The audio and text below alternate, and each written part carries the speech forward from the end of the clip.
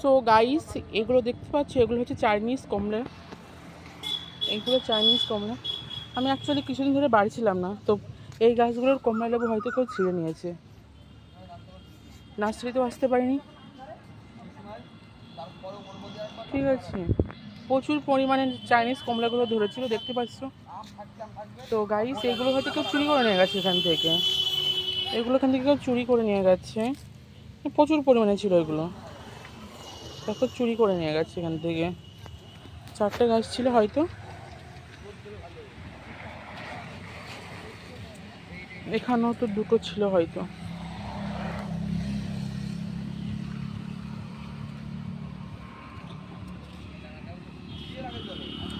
এগুলো খেতে খুবই মিষ্টি, প্রচণ্ড মিষ্টি। একবার খেতে পেলে দুবার খাওয়ার জন্য এক্সাইটেড হয়ে পড়বে।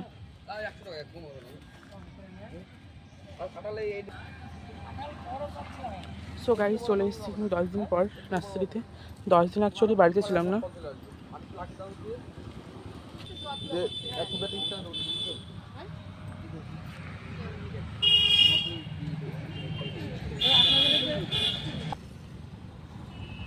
কিছুদিনের মধ্যে পেকে যাবে লেবুগুলো।